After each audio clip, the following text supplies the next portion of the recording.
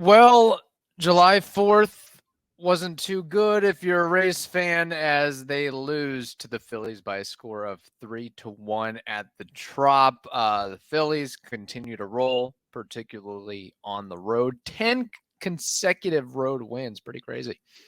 Must be nice. But there were some good news off the field that we will also get to. And of course, we've got mailbags, including a voice memo. So let's get started right now.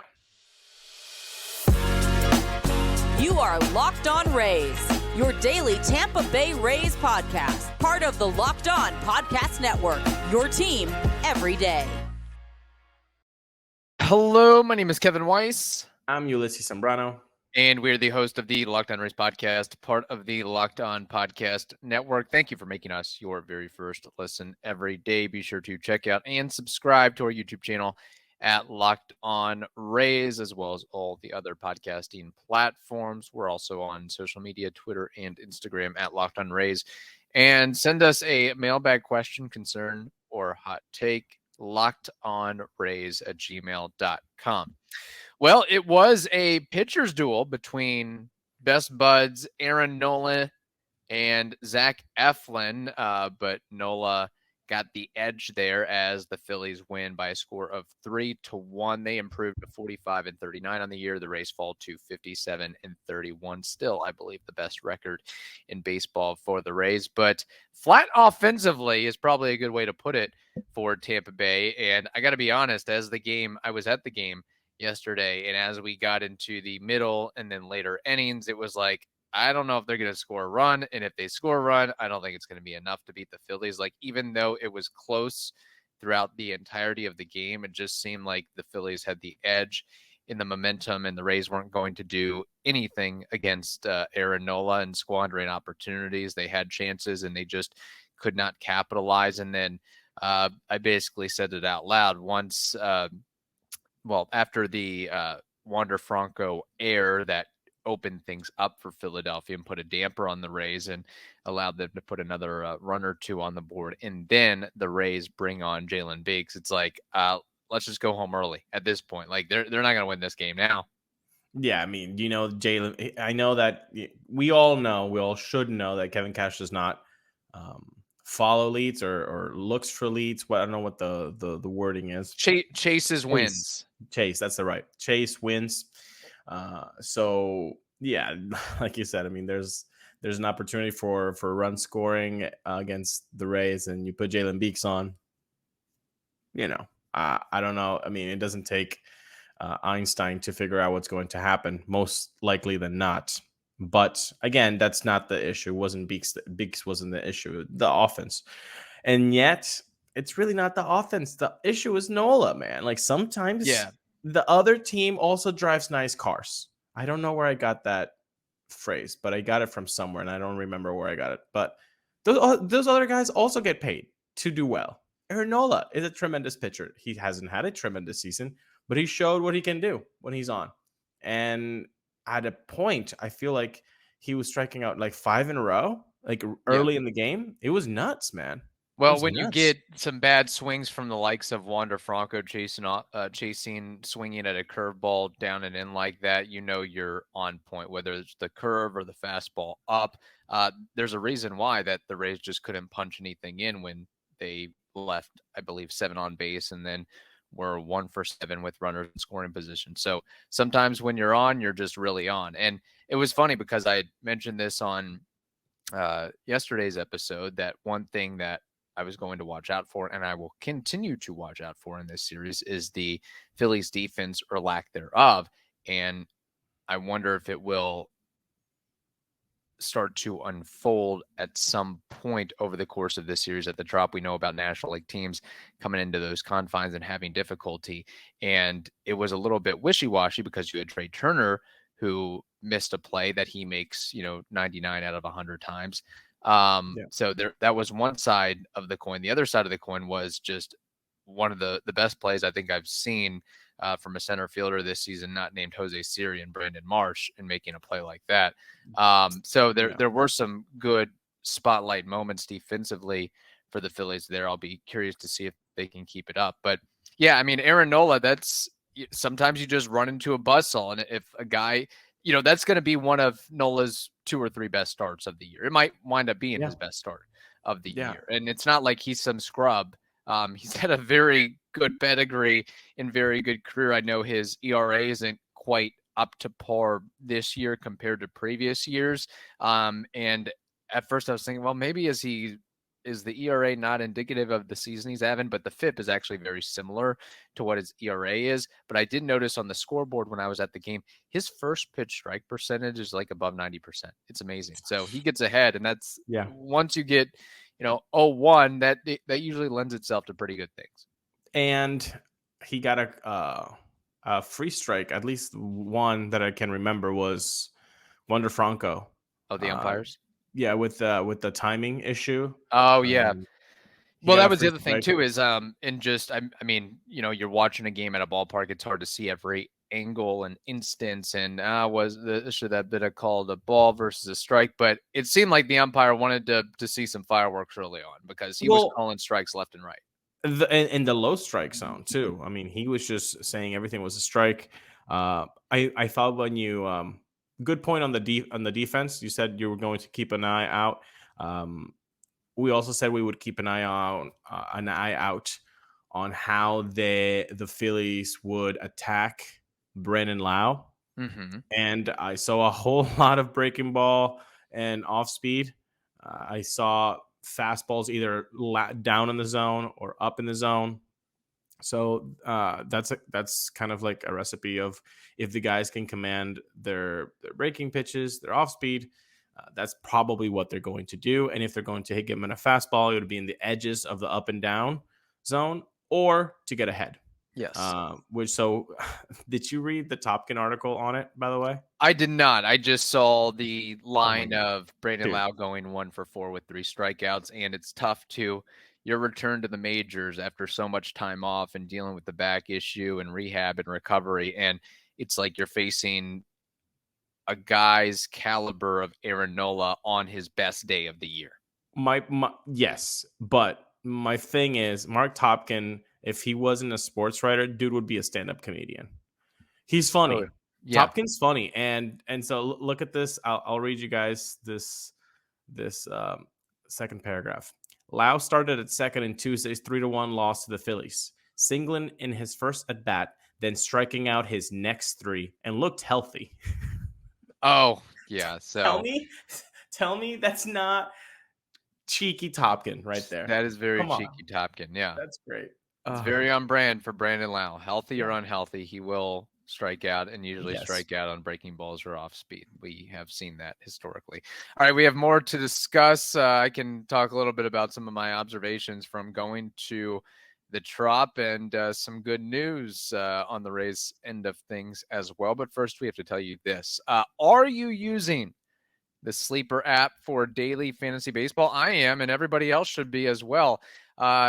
It gives you examples like, choosing Vladimir Guerrero or Aaron Judge to go yard or taking Shohei Ohtani to strike out X number of batters versus the other opponent. It's really fun stuff. And if you want to win 100 times your money on daily fantasy baseball, Sleeper is now offering up to 100 times payout for up to an 8-pick contest. Choose as many as 8 players that you like and pick more or less on your favorite baseball stars like home runs, strikeouts, hits, and more. Get your picks right, and you could win big. So you can really tie this into the Rays end of things. So go ahead, get ready. Use that promo code LOCKEDON, LOCKEDON, and you'll get up to a $100 match on your first deposit. Terms and conditions apply. See Sleeper's terms of use for details. Currently operational in over 30 states. Check out Sleeper today. All right, getting to the game a little bit more. Of course, the Rays lose, and just a couple of observations I had from going to the Trop. I was able to park not in the Rays stadium, but in adjacent parking garage within walking distance for only $10. So that was a heck of a deal. And you get to have your car in the shade, and very easy access to the interstate. So that's a little pro tip right there. If you see a parking garage, multi-level parking garage near the trop, take advantage of that if you can. Large crowd. I think everybody could see that on television. A lot of Phillies 22K. fans. 22. What's that? Yeah. 22,000, man. It was great. It almost felt like more. I mean, based on just looking around, and it was really good. That's what you want to expect on a July 4th game with the Phillies coming into town. A lot of Phillies fans, I will acknowledge that. A lot of loud, obnoxious Phillies fans. In fact, it seemed like Nola kind of got a quasi standing ovation after his exit because it was just that crazy. One thing I wanted to highlight, so we're sitting in section 215. I usually try to get the end of a row, the aisle seat, so easy to get in and get out. But we were kind of stuck in the middle there. I remember we did the baseball pet peeve episode a week or two ago, and somebody brought up this point, and I can't hammer it enough how much I agree with it now. Just people moving in and out to get concessions or use the restroom in between innings. And not just in between innings, when like Wander Franco's up, Bryce Harper's up, Randy Rosarena's up, Trey Turner's up. Like, you're missing everything. And there's no, I think that maybe the baseball IQ isn't there, like to know that, hey, this is important. You should be watching this, or at least you should be letting us watch it. Right. You know? Yeah. I 100% agree with you. And Mia France also had a pet peeve saying that she hates when she goes to the Trop and there are a lot of, or even maybe more shirts or jerseys of the other team than the Rays at the Trop. And that could have been, she could have hated yesterday's game, because if you're saying that he got a standing ovation, then it definitely seemed that way. At least the section that we were in, it was surrounded by Phillies fans, unfortunately. Believe it or not, talk about a blast from the past a little bit. We were sitting next to a relative of, do you remember this player, Eric Kratz? Wow, yeah. He had like a little cup of coffee with the Rays in 2019. Yeah, and then I think he played for the Phillies as well, but the guy was wearing a Kratz jersey. Wow. And I didn't really put two and two together. I guess once he went to the bathroom, he talked to my fiance, and that's how I got the lowdown on the story, because it's not like Kratz is like that.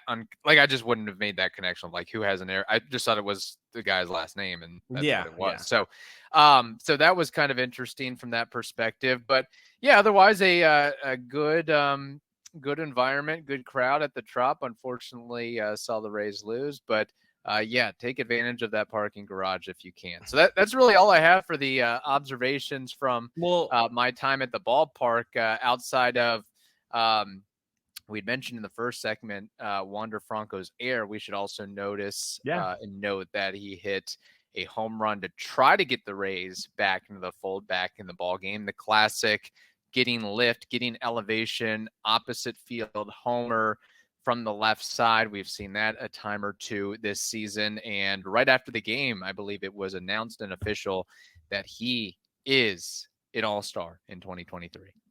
As he should be. We talked about this on the snubbed episode. He was snubbed. The benching was probably a reason, and that he would ultimately get in. All of those three things apparently are true. Well, he did get in. He did get snubbed. And the middle one, that was the benching a cause for him not getting in through the players' vote. He even wondered this. It's on the Top Gun article that he thought that maybe that might have been an issue from that standpoint of him getting kind of reprimanded by the disciplinary actions brought by Cash and company. So, again, hopefully that's behind him little by little, and he can enjoy himself in Seattle. 4 guys going to the All-Star game. That's pretty cool. It would be cooler if they had maybe one more spot for the Rays to kind of show how good they have been this whole season. I mean, the Rangers have the most in the AL. They're going with 6 dudes. But then that's the power of voting, right?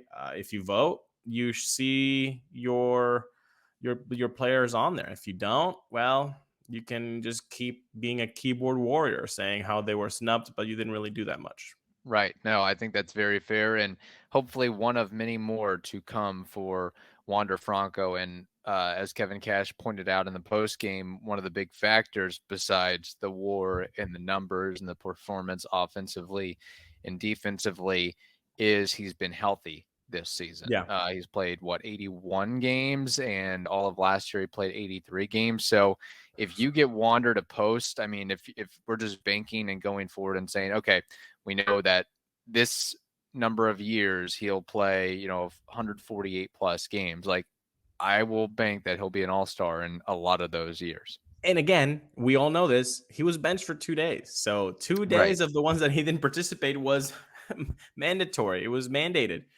So he could have even been playing more games. So that's crazy. So good for you for bringing that up. Okay, so quick question, and hit it up in the comments if you can, or if you want to. Wander Franco, by the end of his career, over under 7 all-star appearances. That's tough. That's tough. So could he either be 6 or fewer or 8 or more? I'm going, you know what? I'm feeling positive this morning. Although realistically, I want to say under. 7 all-stars is a ton. And it's an adjective ton. I just can't say the adjective, but it's a ton. Right. Yes. I'm going to say under, probably like 5 or 6. And 5 or 6 it's not bad, people. Before you kill me in the comments. A dude that has 5 or 6 all-star nominations is insane. Okay. So I'm going under.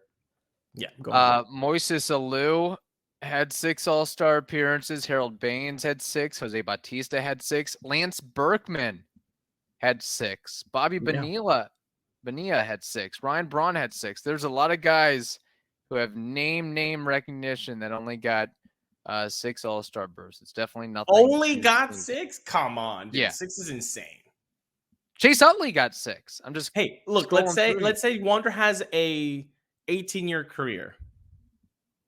If he gets 6, that's 33% of his career. And I think maybe people are still saying that that's low. I don't know. Future Hall of Famer Joey Votto has 6. Exactly. Joey Votto is a Hall of Famer, will be a Hall of Famer, and he's got 6. So I'm okay with him being. Your boy Maglio Ordonez, Miguel Tejada, Joe Mauer. That's surprising. Okay. Kenny Lofton. Joe Mauer should be a Hall of Famer. Yeah. So, no, that is definitely something not to sneeze at. Are you going over or are you going under?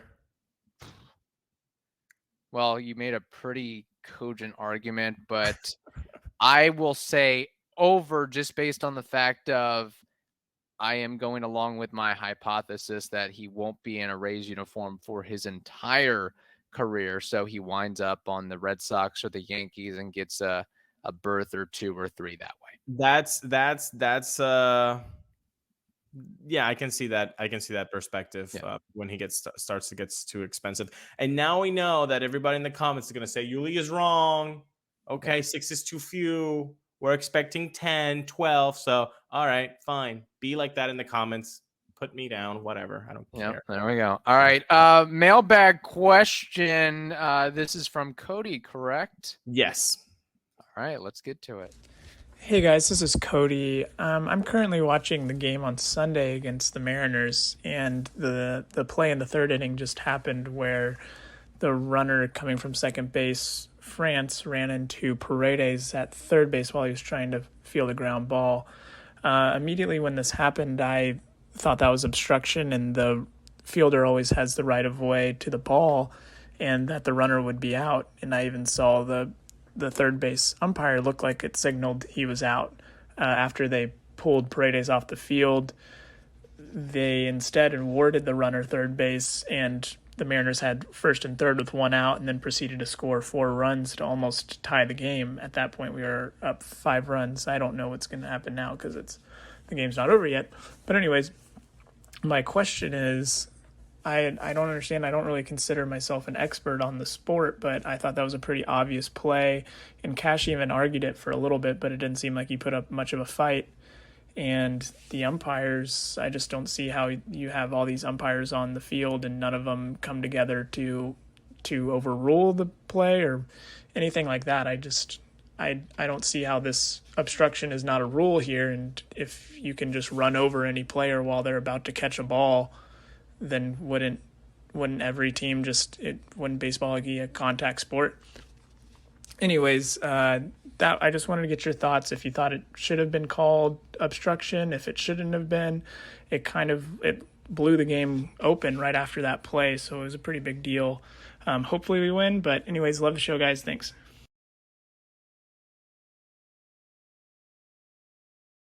All right, Ulises, what do you think on this matter? Yeah, we didn't get time to get into it on Monday. We just briefly mentioned it, but I don't see how that should go the Mariners' way at all. In fact, there's like a before and after picture on when the ball is hit and where France is on the base running path, and then where the collision ends up happening. The collision ends up happening by the grass. Like, what are we doing here?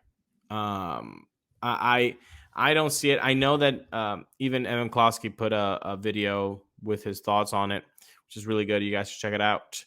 That he was maybe France was trying to do the whole let me jump over the ball so that I can distract Paredes.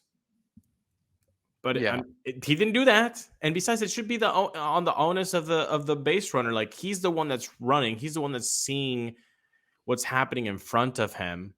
He shouldn't have. I just don't see why he would just want to go right into the fielder. Like, there's a whole lot of lane on the right, and that's where you started. Like, I don't see how it was counted against the Rays. It is. I don't understand why. Yeah. I don't think so.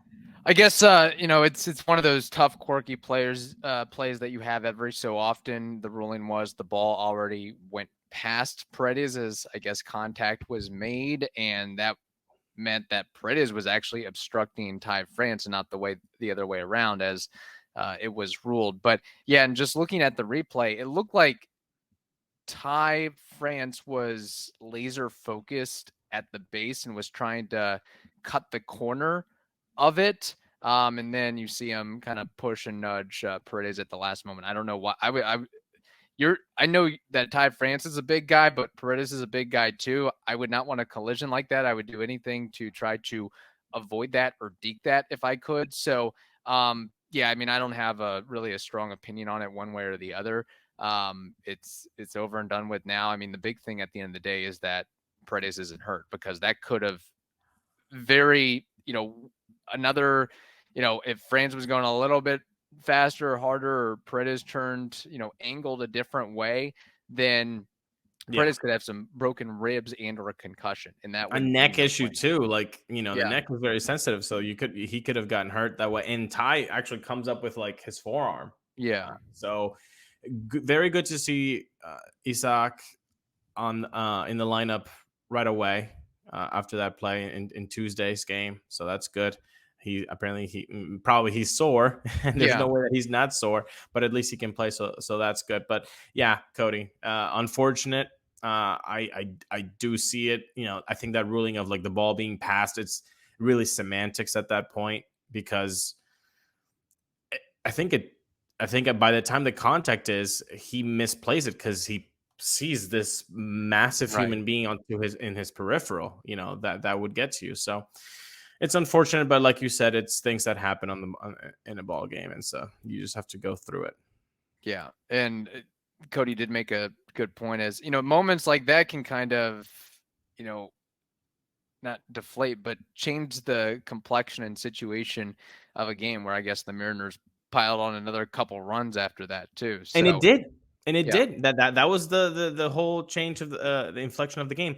Plus, you said it on Monday's episode. You also have Taj Bradley, a young pitcher, in a kind of like a situation of high leverage, and now he has to like just think and think and think and think and not throw. Like, Yeah, that was the inflection point of the Yeah. game, unfortunately, but And that's the whole point. I mean, in sports, icing the kicker, like somebody's in a groove and they're and doing anything to slow them down and delay them is going to affect and hamper their ability. Like, I mean, as a golfer, it is not fun when you're rolling and you hit a good shot or two in a row and you have to wait, 8 minutes for the next shot because you're waiting on the group ahead of you. So, right. Anytime there's a situation like that, I mean, pitchers don't like to wait.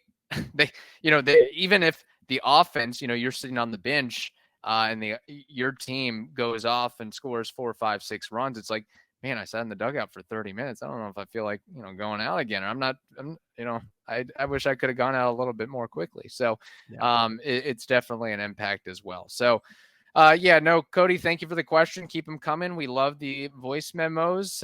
Always appreciate that. 60 seconds or fewer if you can. LockedOnRays@gmail.com. In the meantime, hope you all have a wonderful day. Stay safe, and we will talk to you tomorrow.